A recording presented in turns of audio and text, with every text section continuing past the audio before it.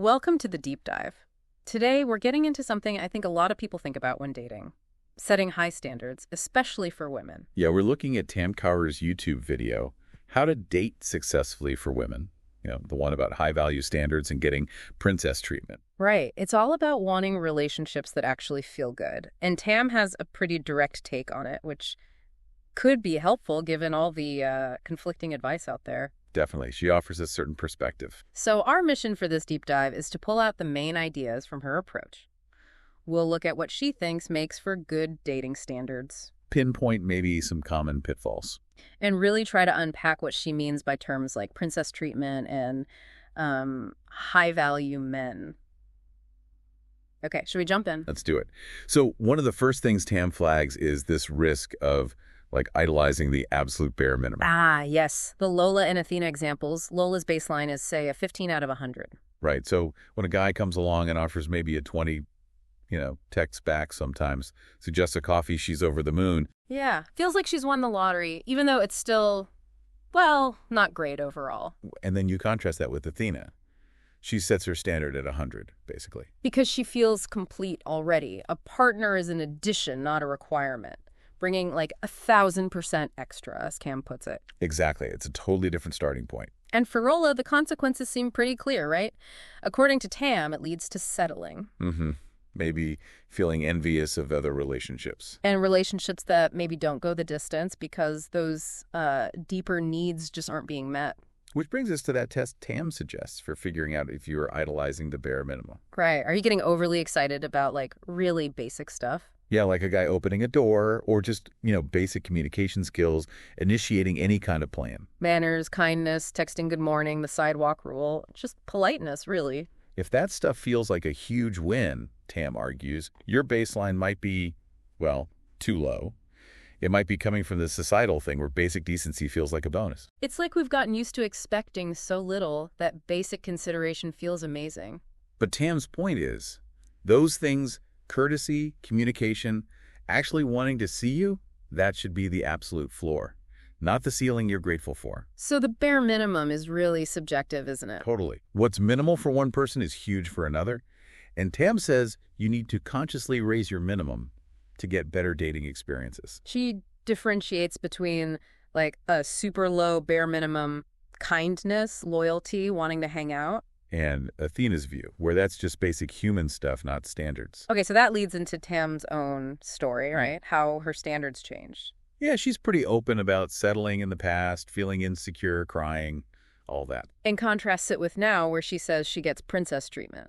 She gives specific examples, which helps paint a picture, like getting flowers regularly, dates being planned for her, never paying the bill. Things that make her feel prioritized and cared for. Exactly. And from that, she outlines her current bare minimum standards. Which are quite detailed. Yeah, it's not just grand gestures. Yeah. It includes being wined and dined, thoughtful dates that fit her personality. Emotional maturity, support, gentlemanly stuff like opening doors, being included in his life. Intelligence, ambition, being financially stable, knowing how to drive. Wow, okay. And shared values.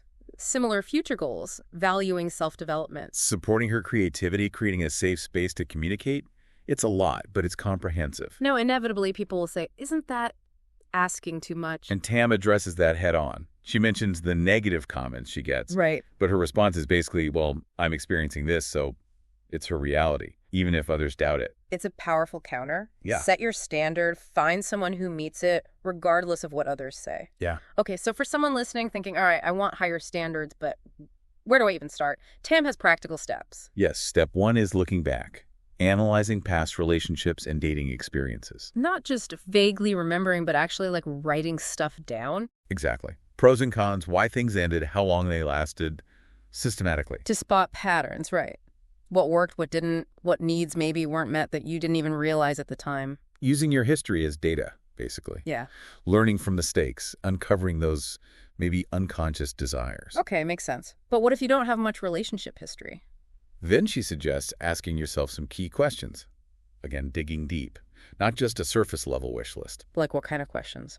Things like taking a love language quiz, understanding how you feel loved, Okay. identifying shared interests, How would you actually want to spend time together?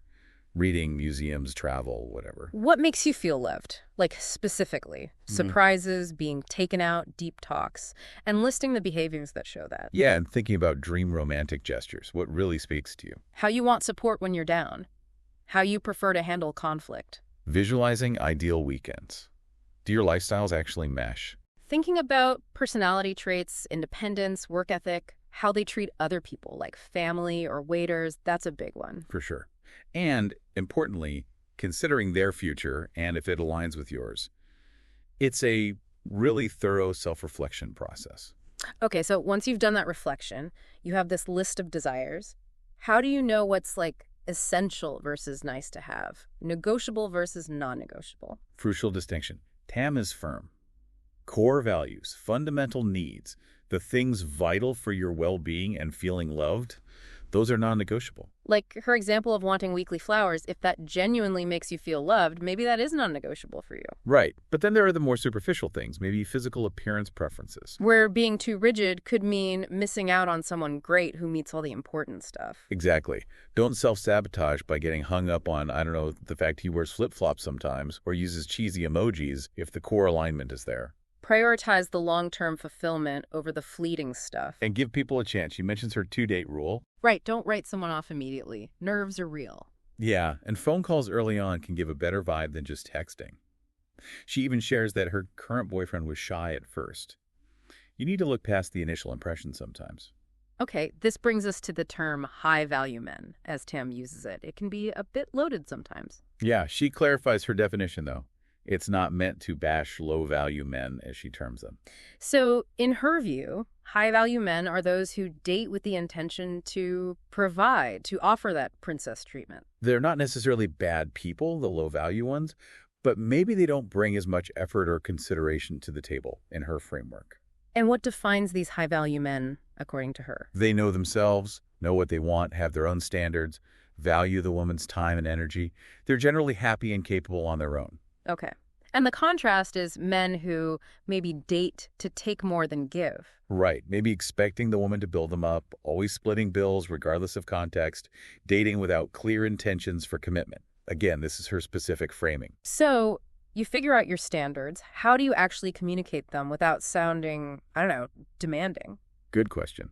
Tam's advice for early dating is observe, don't instruct. Pay attention to how they act naturally, rather than giving them a list. Exactly. Her example. A guy expects you to travel ages for first date. That tells you something immediately about his consideration level. Yeah, you don't need to tell him that's inconsiderate. His actions show it. Precisely. Yeah. Then, as things get more serious, she says vulnerability is key. Like her sharing, she had open talks with her partner early on about intimacy, intentions. Yeah, just a few weeks in. It's about having natural conversations about values, about what you both want from dating, not issuing demands. Gauging compatibility. Right. And in established relationships, positive reinforcement works better than nagging. Praise the good stuff. Like if he brings flowers, show appreciation. Don't just expect it silently or complain when he doesn't. Pretty much. Yeah. Encourage the behavior you want to see more of. Okay, but what about the big fear? Setting high standards means ending up alone, right? Tam pushes back hard on that. First, she questions why being alone is automatically seen as negative. Good point. You can find love, care, fulfillment in so many other places. Family, friends, community, hobbies. So instead of lowering standards out of fear, focus on yourself. Exactly. Self-love, personal growth, pursue your interests. Try solo dating. Take yourself out, join a club, learn something new, enrich your own life. And she mentions her self-love year, right? When she focused on herself and then met her partner. Yeah, it underlines that idea that radiating self-worth and happiness is attractive.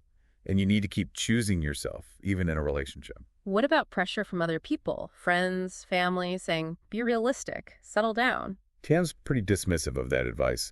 She suggests it's often just projection of their limiting beliefs or their own situations. Well, like, are the people telling you to lower your standards actually in the kind of amazing relationship you want?